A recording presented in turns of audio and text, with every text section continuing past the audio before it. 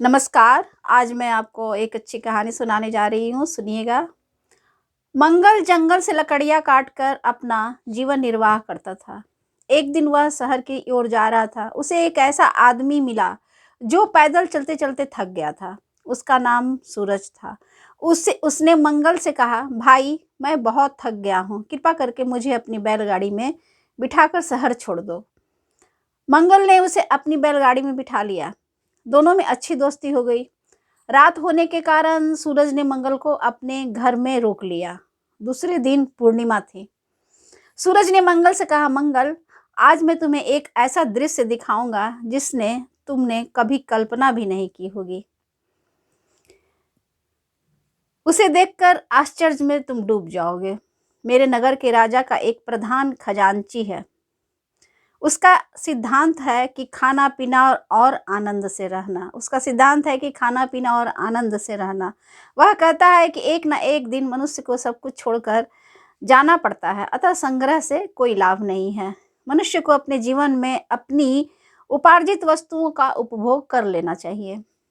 यूँ तो खजांची प्रतिदिन बड़े ठाट बाट से भोजन करता है, पर पूर्णिमा की रात वह जिस ढंग से भोजन करता है वह देखने योग्य होता है।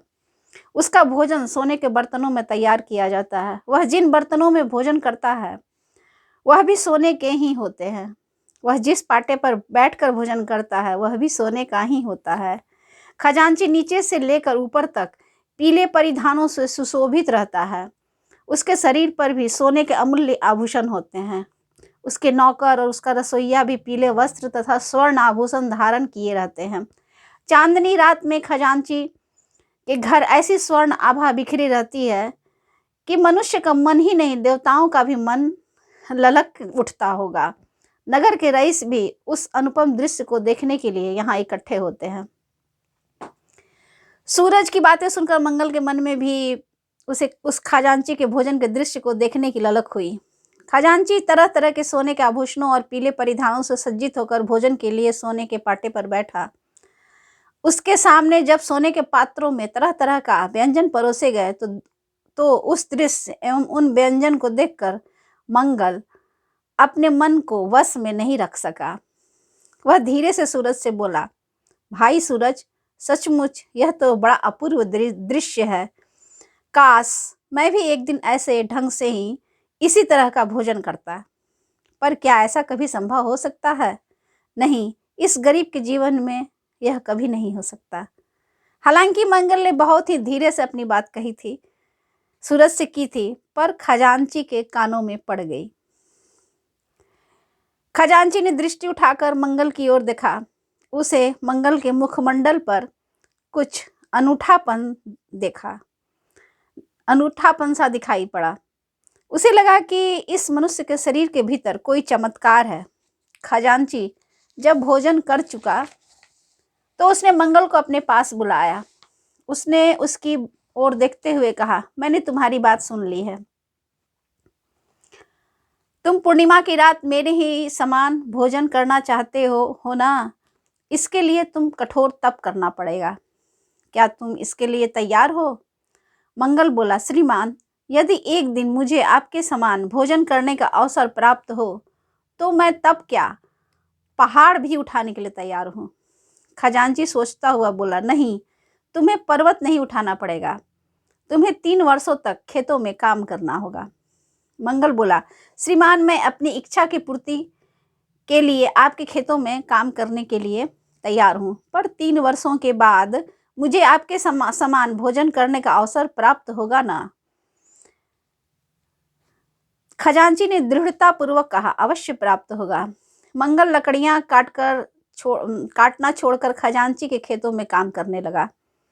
वह दिन भर खेतों में पसीना बहाता, रात में मजदूरों के साथ खा पीकर सो जाया करता था। मजदूर उसके मधुर मृदु व्यवहार पर मुग्ध थे। वे उसे अपना मसीहा मानते थे।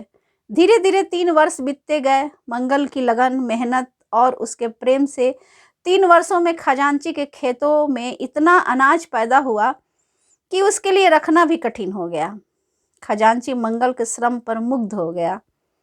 वह यह मनुष्य साधारण नहीं है। 3 वर्ष के बाद मंगल पुनः खजांची के सामने उपस्थित हुआ।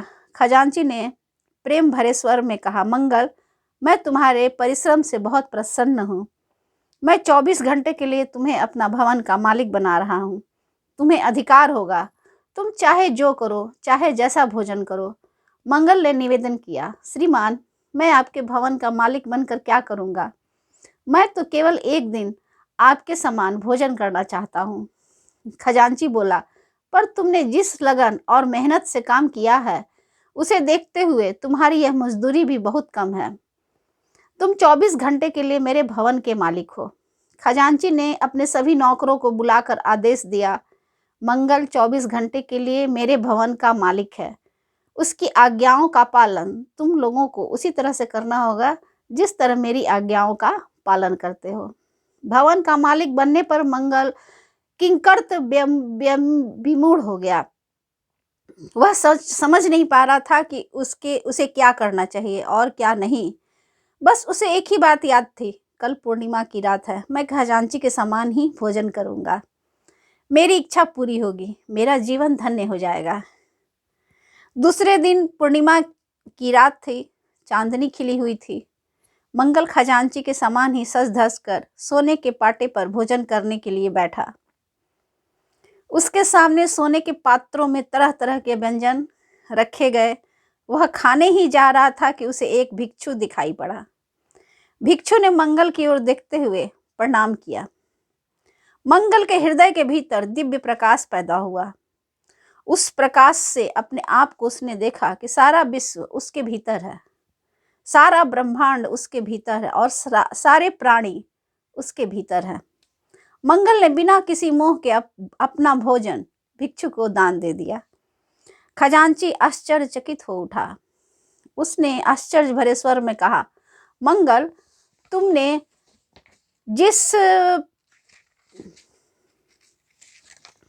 ये क्या किया? मंगल, तुमने ये क्या किया? जिस भोजन के लिए तुमने 3 वर्षों तक श्रम किया, उसे तुमने भिक्षु को दे दिया। मंगल बोला, मैंने ठीक ही किया है। मंगल बोला कि मैंने ठीक ही किया है श्रीमान, जो मैं हूँ वह भिक्षु भी है। मैंने भोजन किया था या भिक्षु ने किया, एक ही बात है। खजांची मंगल के कथन पर मुग्ध हो उठा। वह बोला, मंगल, मैं सदा सदा के लिए तुम्हें अपने घर का मालिक बना रहा हूँ। मंगल ने मालिकाना हक भी उस भिक्षु को दान में दे दिया। मंगल के इस भोजन दान की बात राजा के कानों में पड़ी। मंगल के त्याग पर प्रसन्न होकर उसने अपना पूरा राज्य मंगल को दे दिया, पर मंगल ने राज्य के राजा को भी भिक्षु को दान में दे दिया।